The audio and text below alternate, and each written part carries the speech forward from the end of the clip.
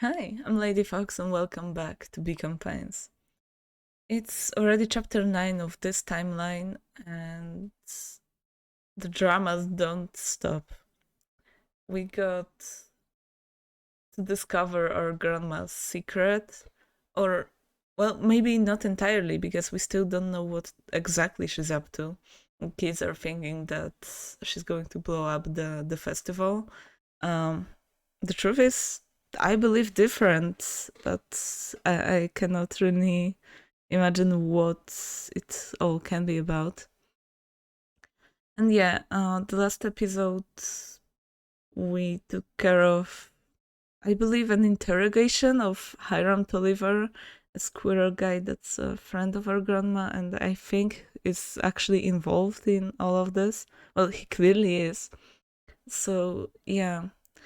And the episode ended with Luca proving that he's not really the smartest tool in the shed, or the sharpest tool in the shed in this case, and actually took one of the hella suspicious labeled jams out of his grandma's secret hideout and ate it, causing him to pass out soon after. So yeah, I think the last thing we saw in the last episode was Luca's grandma carrying him to bed and saying something that he doesn't know what he's got himself into.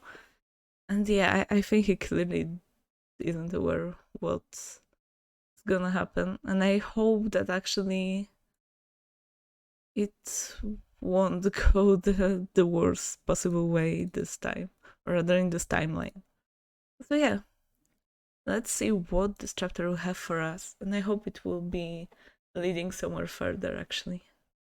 Luca awoke to find himself face down in bed. He moaned into his pillow. Why would Gran drug him? Well, she did not. He ate the jam himself, you remember. Or rather, why was she trying to drug Mr. Nuncreed? Oh yeah, okay, that's... Well, he wasn't really... Was he paying attention to whose jam he actually ate? Because I don't remember if he did. I think he just grabbed one of these and shoved his hand into and just ate a bit. Shaking the questions from his woozy head, Luca snapped back to the matter at hand.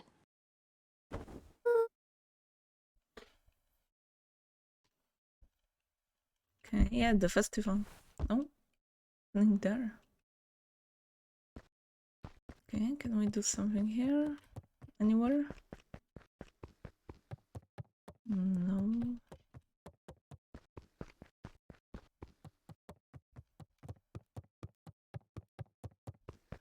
Okay, nothing.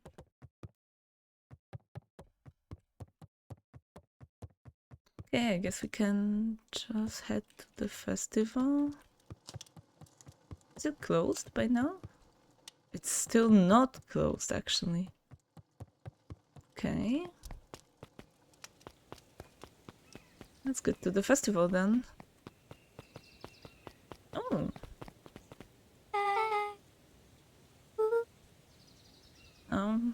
Passed out?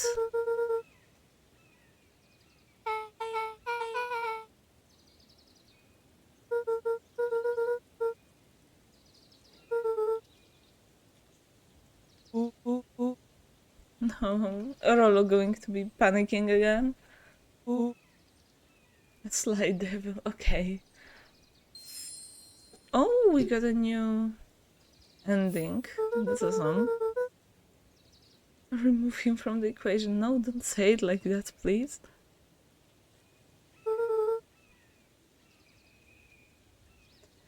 Well, I remember that in one of the timelines he was actually suspicious, and then I think he trapped Luca and sent him somewhere. The guys in hazmat suits. But now that our Gran is, in this timeline at least, is also part of this, I'm not sure what's going on there. Oh. Okay, Okay, that's not a good sign. Why is... Okay, is 𝒟𝑉 going to give any speech, or he's just waiting for the hyena guy or whoever was going to give a speech? Maybe it was actually a mayor. Yeah, a mayor guess. Yeah, I think the moment when everyone's gathering Augustus Valentine nervously wiped his brow. Is a perfect moment to strike, or whoever is actually messing with the festival. Oh, look at the bunnies! Augustus Valentine.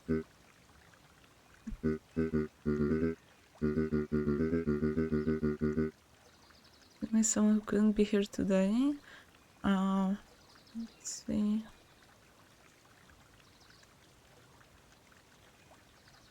I do not see anyone specific missing. Who's this bear on the right side?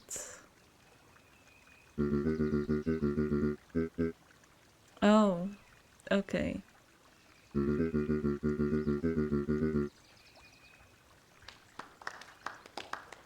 Yeah, that was dreadful. Gus cleared his throat and awkwardly loosened his tie. William Kerr bounded on the stage with the energy of a preacher at a big tent revival. Oh.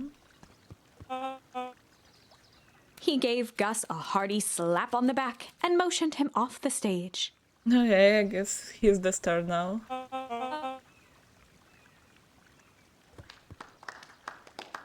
Yeah. What a lively festival it is.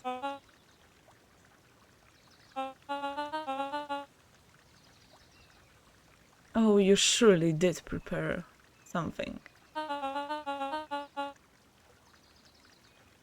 Mr. Kerr pulled a thick stack of note cards out from his vest. What is this music? What is going on? I'm just going to... Okay, tone down the music a bit. Too loud.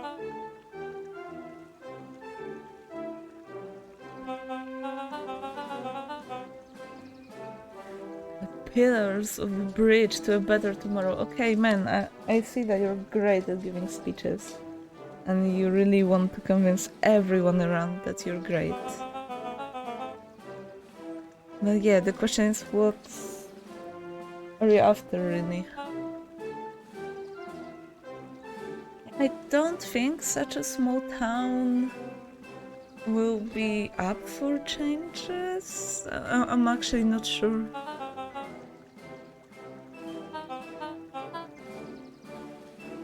It is undeniable and unavoidable, but...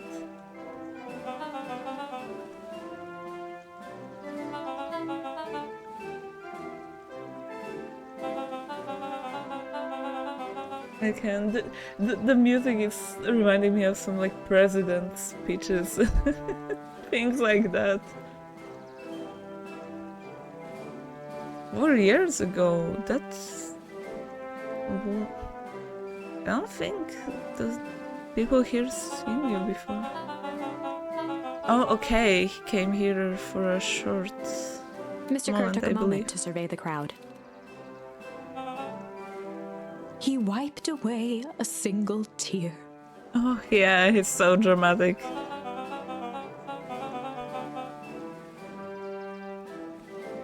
It's so suspicious.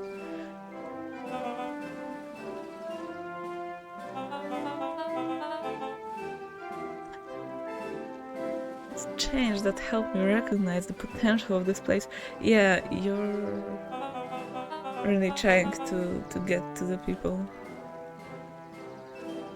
Well, I guess it may work.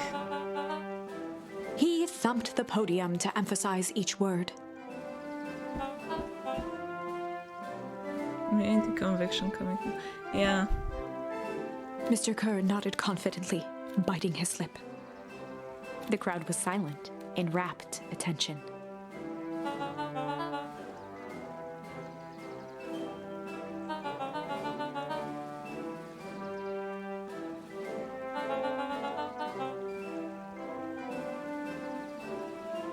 Well. 𝒟𝑜𝓃 methodically made eye contact with each section of the crowd. Yeah, that's a great speaker there. He knows exactly the patterns and what to do to captivate the crowd and actually make them listen.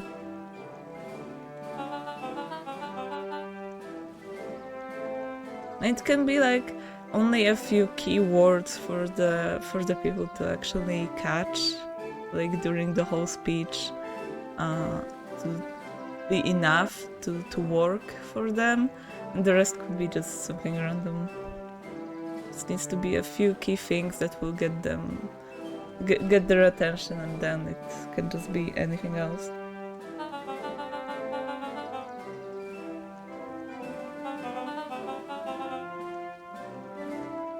His voice began to build to a crescendo.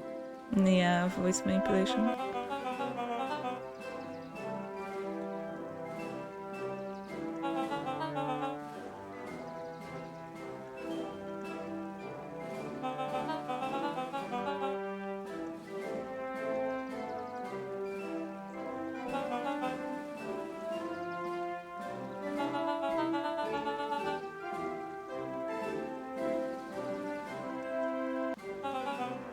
Okay, can we get to the end of this? Oh god. That was probably our grandma. The crowd began to look around nervously. Oh, he's mad. 𝒟𝑜𝓃 quickly flicked through his note cards.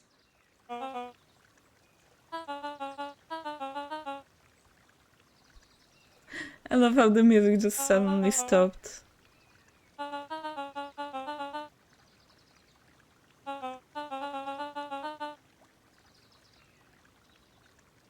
He raised his hands up to the heavens. Harvest awaits.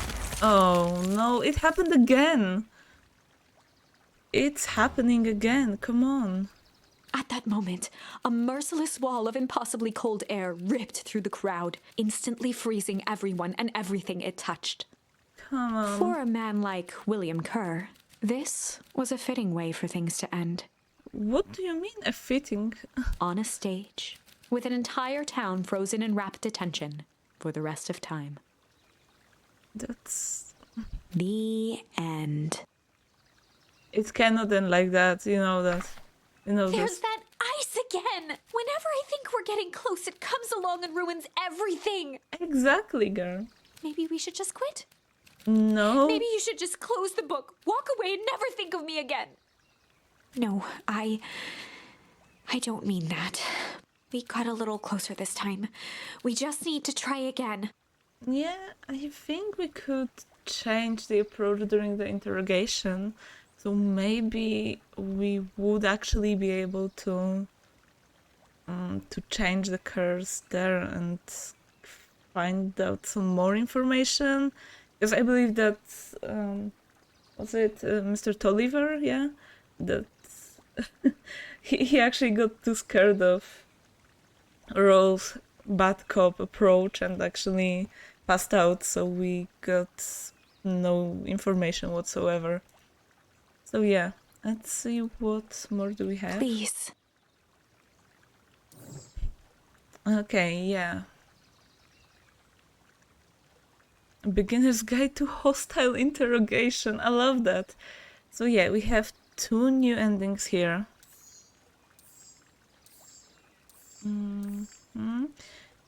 One more ending here with our squirrel friend turned into mutant. So yeah, we have at the moment 3 more endings. And as much as I would want to continue here, I actually thought about going back to this one for a for at least one more ending, because I was pretty sure that this could be like the last path, like there won't be any good ending or any more endings coming from this story. So maybe we should actually jump into that one. Let me see, how are we with time? Okay, I think we would have time for just one more chapter. So yeah, let's go for this. Yeah, so we were stuck. Oh, Iggy, that's what his name was.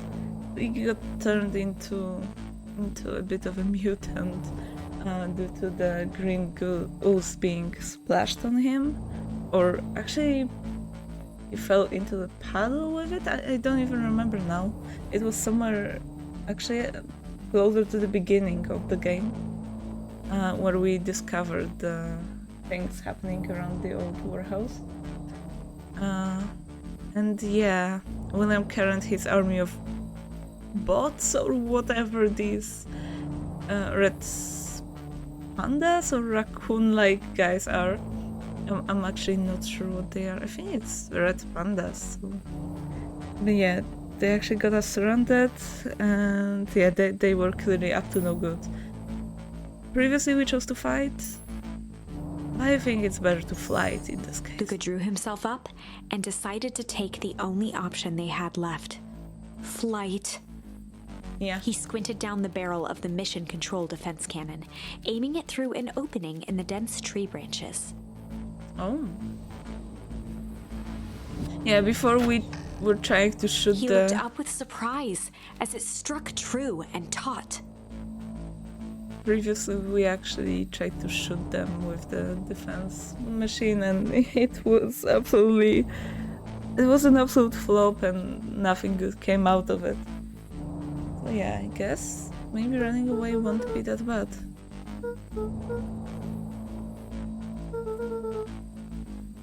I would love to hear your thoughts. But we have places to be. Come on. Oh my god, poor kid.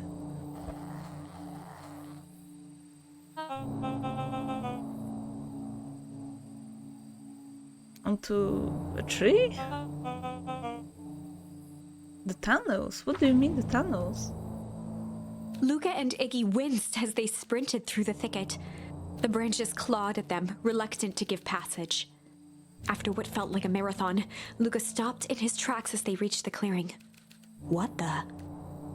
Oh no. That was all he was able to say before Iggy slammed into his back. They found something. The boys tumbled down a steep decline and crashed with a wheezing thud on a surface as hard as ice. In fact, it was ice? Oh no.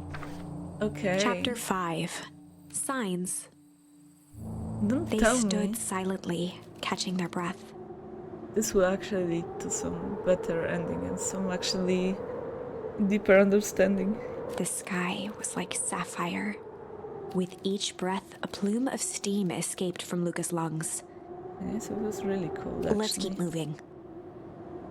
Luca pulled Iggy to his feet as they gazed across a snowy terrain. Wait, isn't... Okay, that's some new terrain. I understand.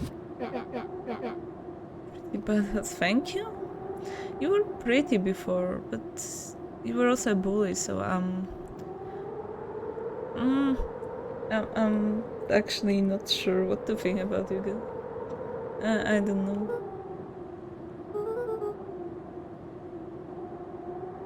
I think you did not. I see a tunnel here, so possibly they will just pour out of there.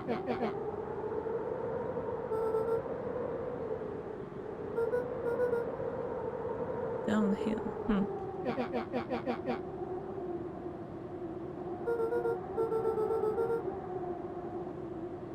Yeah, so we need to find another way.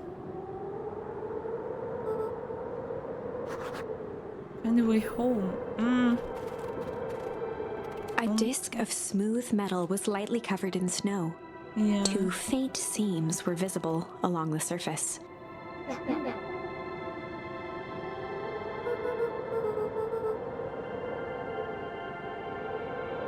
Yeah, we should actually get out of here. Is there anything else we can find here, actually? Okay. So I love that they're leaving footprints in the snow. I absolutely love it. Oh, 𝒟𝓃'𝓉? Luca had almost forgotten the walkie-talkie he was carrying. Oh. Nothing worse than being next to you, man, can happen to these kids. Leave them alone. Luca looked at Iggy with hesitation. No need to be rude. With a resigned sigh, Luca responded. Exactly, Luca. Last one. The young man would have... Okay, leave him. Oh, man.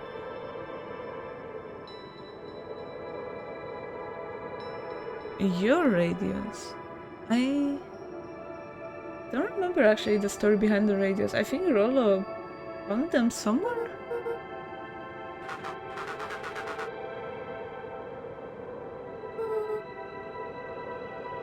No.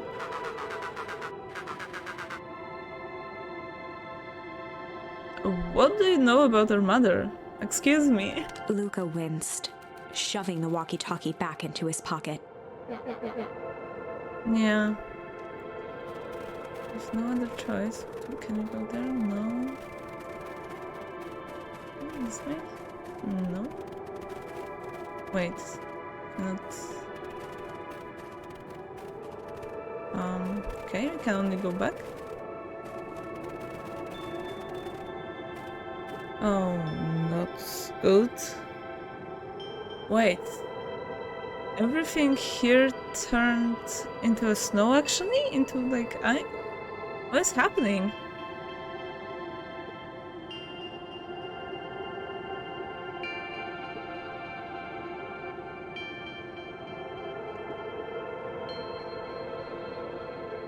Still within safe ranges. What the hell is happening?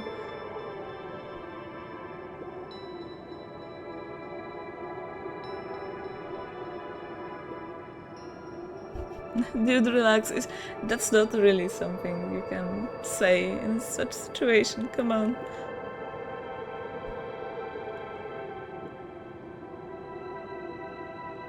So they're going around spreading the snow and ice, actually?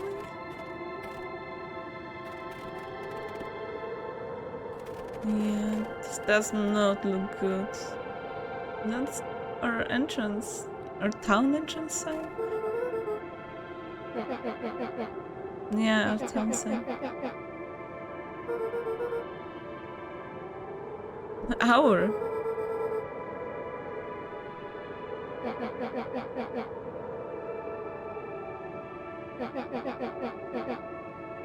Unless it's actually...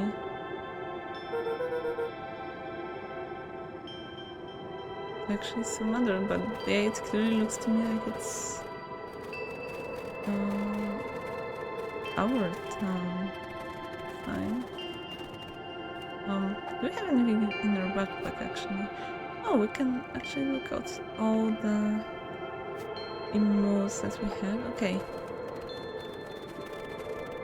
Oh? Okay. How do we... wait, should we actually go from this way? Yeah.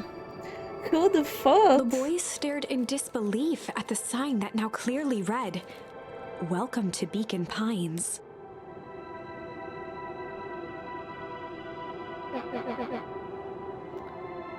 Well, yeah, it doesn't make much of a sense, but I think we'll actually get to the bottom of it sooner or later.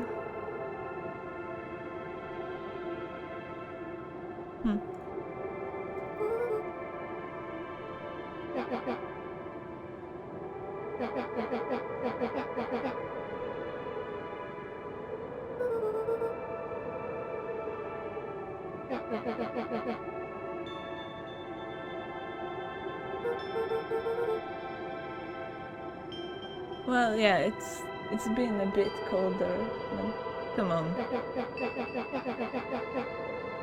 Yeah, Iggy actually has a point here.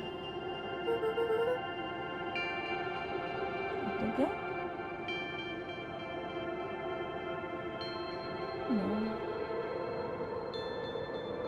No. Sorry, my dog finally craved some attention.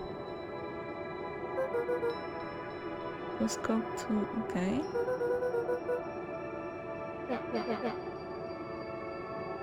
Yeah, but how is a green puddle of mutating ooze related to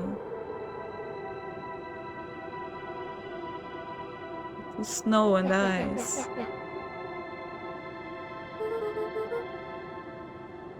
We're gonna get you some answers, yeah. High demand for answers right now there. Okay, can we move somewhere here? No. Should we just go? Okay, we cannot. We need to go where they went. Oh my god.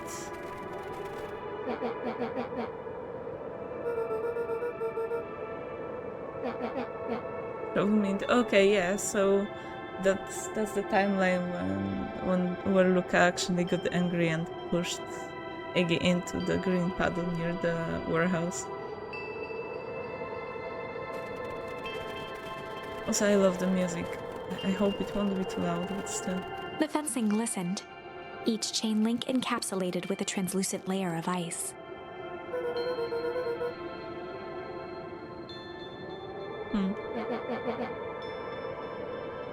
Valentine's? I'm not sure who is actually up to it. But it seems like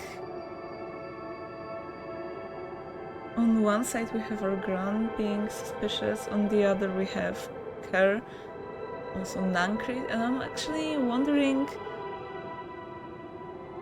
if between timelines, if like we can assume that between the timelines it's like different people being behind the bad events, like that in this timeline it would be 𝒟𝓃, and in the previous timeline it would be our gran with 𝒟𝓃𝓃, 𝒟𝑃𝓃, maybe? I can't really tell. One thing I forgot to pay attention to was whether or not Mr. 𝒟𝓃𝓃 was with us at the festival before everything got like encased in ice. Now I'm actually wondering and speculating about it. I don't know. Looking down at the frozen it. stream, Luca could faintly see a school of minnows encased in the ice. Yeah, everything's completely frozen.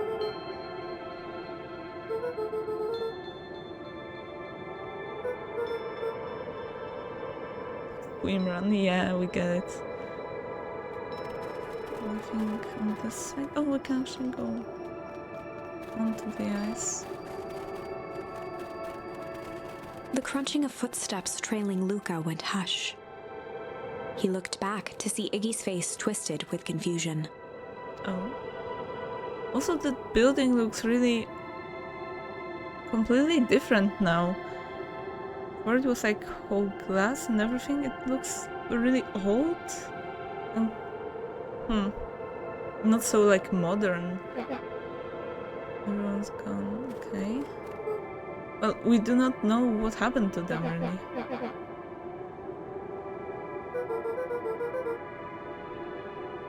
Yeah.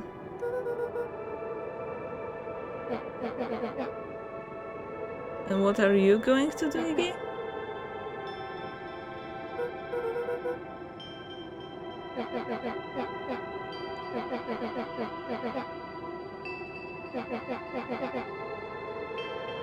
Or maybe we can, but...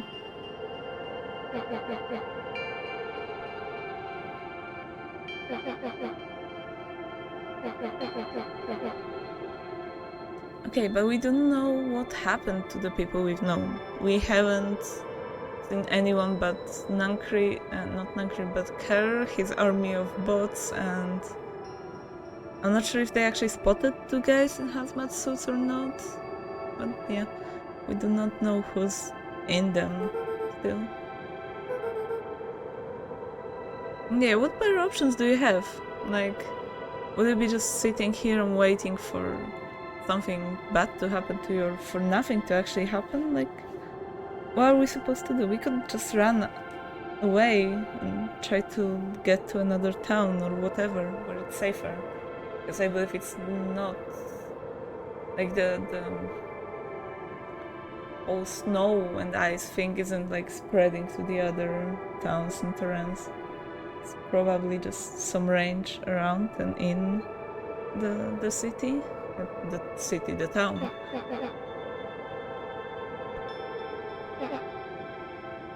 And yeah, we'll just sit here. Luca peered upward at the darkening sky. He let out a long, foggy breath. Faintly, Iggy began to cry. Oh no, come on, you cannot give up. Seeing Iggy in such a pathetic state gave Luca a sense of compassion, and more than a little guilt.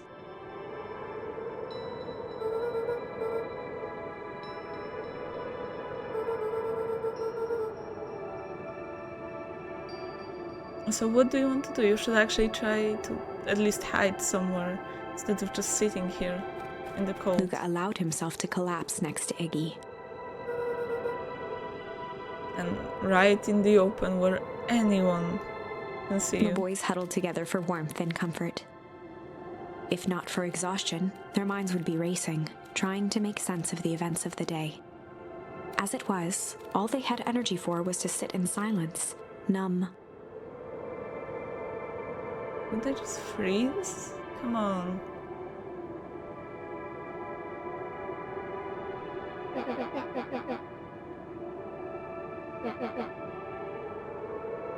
Kinda calming. Yeah, I mean, I can see a point in that.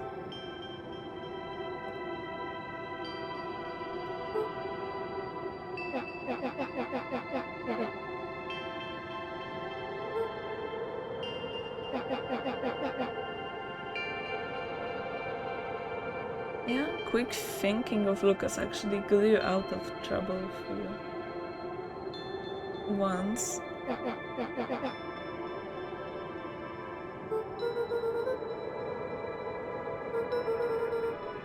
I mean,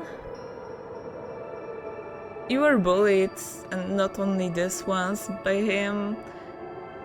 And yeah, okay, I know that the guilt, the part of the guilt and the hard feelings may be there, but still I think it was actually Iggy who started it, so I would say that you have 50-50 blame there, or maybe he would have a bit more, but yeah, you're still a kid, so controlling your temper after being pushed so far may be hard. And it's rather understandable that you can have your weak moments. Oh. Yeah, that's a good point.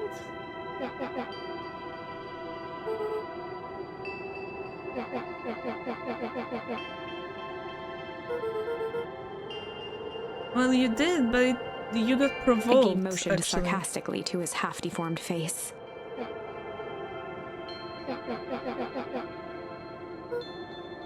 No.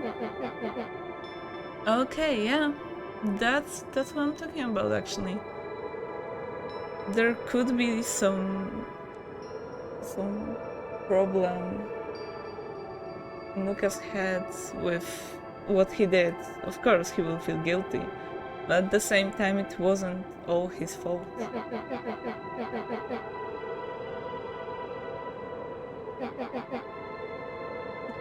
Well, that's not exactly how it works, but I can see the logic behind it.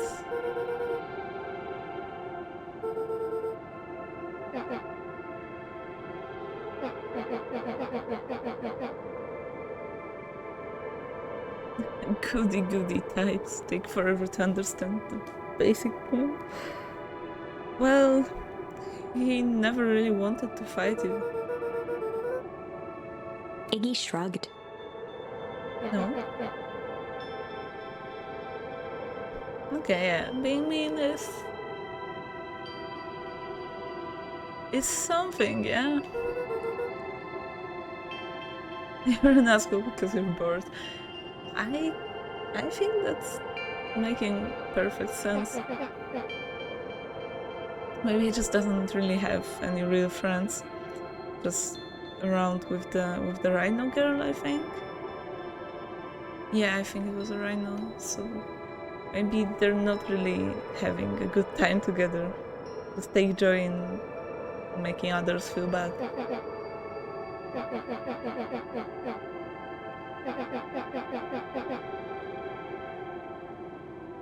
Iggy now wept openly.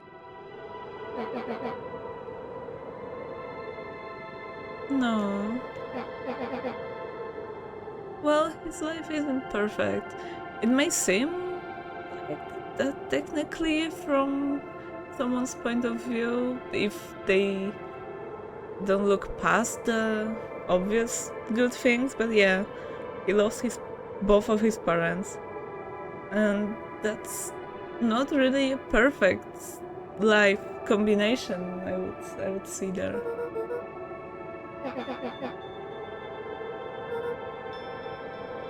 You don't?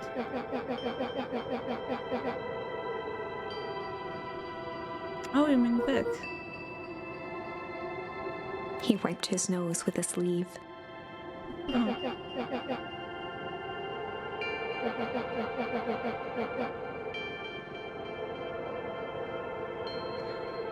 Well, yeah, I could see that.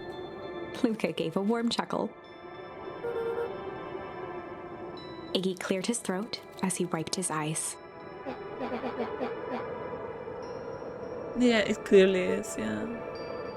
Iggy arched into a wide yawn. No, you cannot go to sleep there.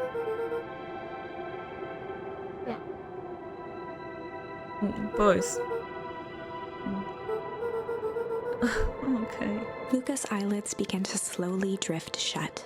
I don't think that's the best idea. Come on.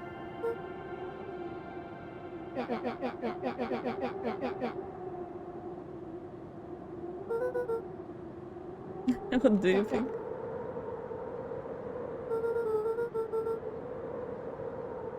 Yeah, perfect. That's all Luca could whisper before succumbing to sleep.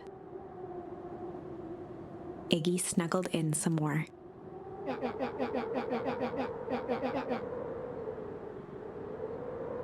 Well, I'm glad they're looking for some positives at least. That's really, really cute and wholesome. At least they may not feel so hopeless after all. The house smelled of warm bread. Luca was playing with toy blocks on the living room rug. Now is he having a dream about his childhood? He looked up to see his parents on the couch. No. His mother held his father's head in her lap. She idly stroked his hair while humming a song. A voice behind Luca spoke. "This is how you remember them, huh?" Okay, what's happening? Luca turned to see his own face. The doppelganger from his dreams, still clad in a yellow hazmat suit, still carrying a look of disdain behind empty eyes.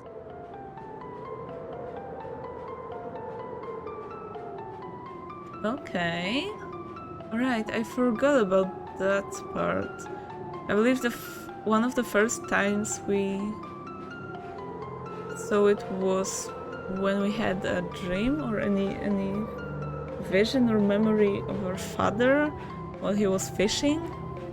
And then we got to see everything being like frozen over actually, including our father's body.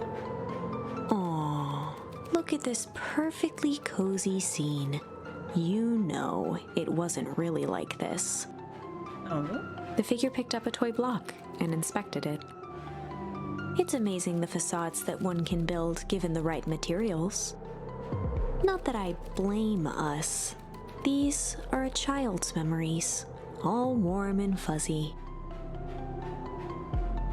Okay, is it maybe that his memories are not entirely true, or were they actually Maybe, well, what I would say is, or assume, is that actually due to some maybe traumas connected to his parents getting, like, being lost, or rather his mother being lost somewhere and his father being no longer there, he actually was clinging onto the better memories. You don't remember, do you? Yeah. Luca snatched the block from the figure's yellow-gloved hand. Remember what? The doppelganger pointed to the couch. The last day we saw him alive. Okay. The day he chose to abandon us. What do you mean abandon? He is not alive. What? Luca turned to look at his father, still lounging on the couch. That's not true. He didn't abandon us. The doppelganger waved his hand dismissively. Everything is true here. It's just a matter of what we choose to see. That's interesting. Well, let me show you. The world flickered and pulsed. Luca was sitting next to his bed, listening to his heartbeat with one of his dad's stethoscopes. The doppelganger limped into the room. Now, we both know that's not how this went. He grabbed Luca's hand and guided the stethoscope to the floor. Luca heard muffled shouting, brought close by the stethoscope. It was his parents, fighting. Why Do you were they? remember what we did next? Luca gave a slow nod and crept down the hall to peek through the banister. He could see the outline of his mother at the bottom of the stairs. Damn it, Walt. We can't afford to get involved in this. Okay, the plot thickens. She was scared. His father stepped forward. What am I supposed to do? Just watch? There's a sickness in this town, and we both know who's behind it. I swore an oath to help people. I won't turn my back on them. Luca's mother grabbed Walt. She was crying, pleading. I can't lose you. Maybe that's what doppelganger, like, thinks wasn't the way that our father abandoned us, like, because he was a doctor after all, so maybe it felt to young Luca that he abandoned them by choosing, like, other people's good over his own safety. So he was trying to help others and actually got sick because of that. And this led, of course, to them losing him in the end. Walt calmly removed Eleanor's hand from his shoulder. What's right is right, and what's wrong is wrong. I could never live with myself if I let Sharper get away with this. Oh, okay, so it's actually obviously going from... It's starting from Valentine's Eleanor then. raised her voice. Spare me your bullshit platitudes! Okay. What about our son? Luca flinched, dropping the stethoscope down the stairs. Walt turned with a panicked smile. Luca, is that you, buddy? With tears in his eyes, Luca descended the stairs. Mom? Dad? What's going on? Walt dropped to a knee to meet Luca eye to eye. Nothing, buckaroo. Your mom and I just got a little overexcited is all. Luca placed the stethoscope against his father's chest. His heart was racing. It sounded like you were going somewhere. Walt gently removed the device from Luca's ears. Listen to me, Luca. I have some business to take care of. I'll be back in time to tuck you in. Luca hugged his father tightly. Promise? Walt stood up and walked to the door. He glanced over his shoulder. I promise. Okay, so that's how it went. With a wink and a grin, he put on his hat and strode out into the evening sun. That's the last time they actually saw him. A figure that? approached soundlessly from the foggy snowfall. It stood above them, lingering in contemplation. Slowly raising one hand above Iggy, it snapped out 2 brisk raps on his head. From a deep slumber, Iggy sprang up defensively. Oh, it's a mouse! And she's so pretty! I think it's a she, but Whether it I'm was the not sure. calming presence or the recognition that he was not in danger, Iggy felt his clenched fists lower. Luca looked up, gradually remembering his whereabouts. The figure exhaled a cloud of warm vapor. A lot of commotion? What do you mean? Yeah, it's exactly my question. I don't think that's it's an enemy, or maybe it's hard to tell.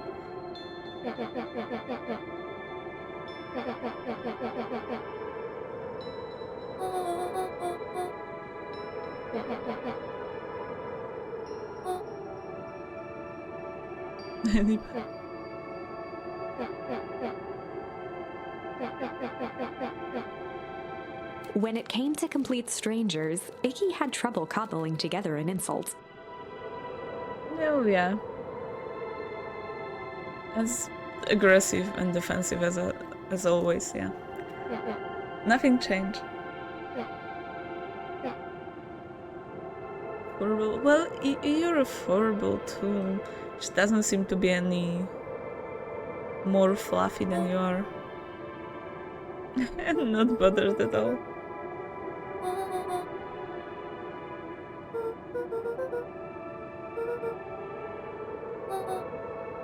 A friend. Okay, yeah, well. I hope the boys aren't naive enough to just trust you right away. I really hope so.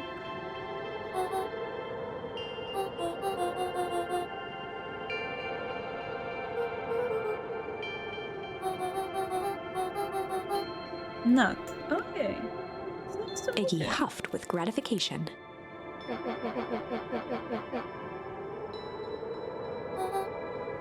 Nat began to turn away indifferently.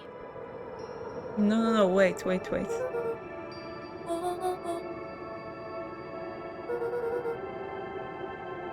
Well, in Beacon Pines.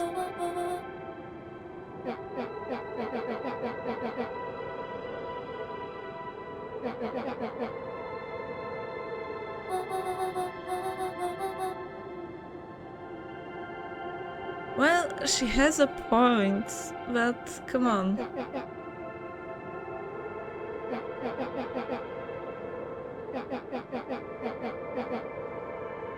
Iggy turned sharply and began to stomp off. Well, good luck on getting out of here alone, buddy.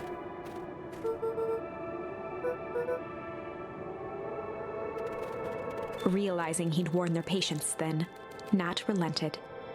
Oh, it's a man. Okay.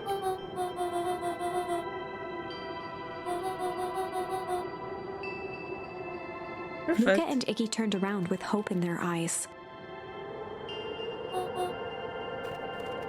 Nat took a deep breath in. Okay, he's going to do some magic trick or put them to sleep or whatever. Nat exhaled slowly, then snapped his fingers. For a brief moment, Luca and Iggy let themselves believe that some great magic was about to unfold. Okay. Until they opened their eyes and found themselves in the exact same place, cold and disheartened. This is our home. Well, clearly, but not exactly what we meant.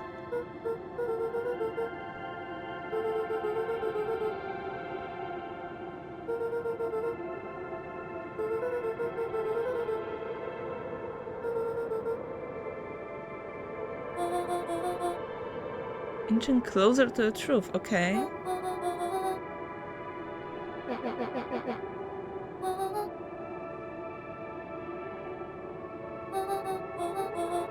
This would be compensated, but what happened here?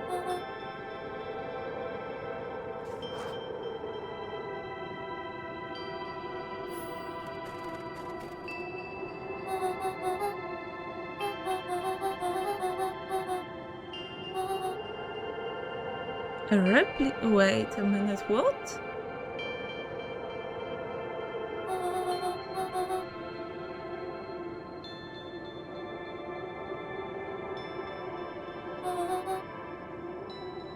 What do you mean a replica? So it's actually... Yeah, I knew the building wasn't right, but is it actually two different towns?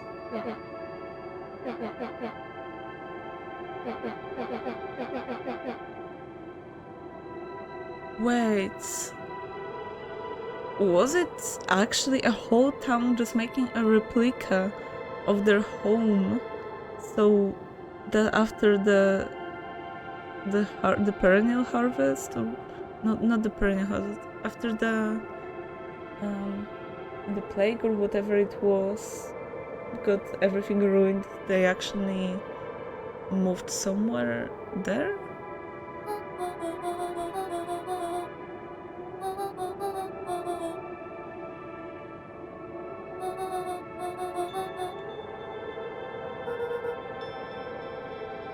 I don't think you would.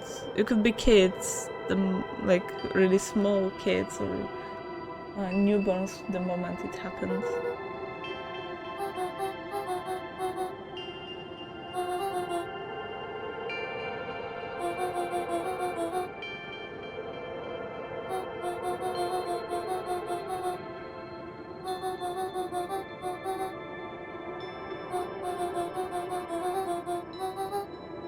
Okay, stop talking about the brain and get to the bottom of it. I think a few people could notice if they are actually involved into it.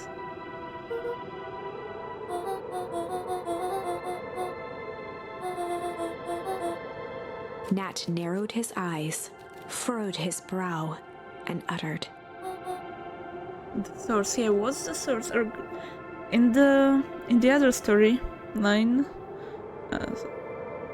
actually our grandma, not our grandma, I think it was 𝒟𝓃. Yeah, I think it was actually 𝒟𝓃 during the interrogation that mentioned about the source. Luca began to laugh uncomfortably. He looked down at his feet. His eyes started back and forth in contemplation. With a sudden pain, a thought struck him. He sprinted off into the pale distance. Is he going? I think he's going to his home. As Iggy turned to follow, Or rather Nat called house? out,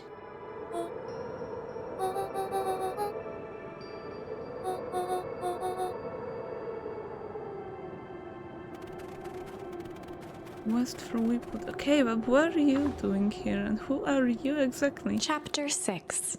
Chapter 6? The Source. Oh, don't tell me the source is going to be our house, actually. Don't give me that, please. Okay, yeah, the plot in this story is still thickening, and it's actually...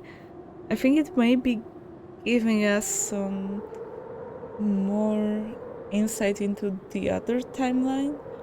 I hope they're... maybe not exactly hope, but I think they might still be connected in some way. I'm actually curious, why would they have the need to freeze the other town if everything in the previous one was actually frozen? Like, I cannot really think of a good answer to that. So yeah, I think we'll try to figure it all out in the next chapter, the next week. So see you in the next one. Bye bye.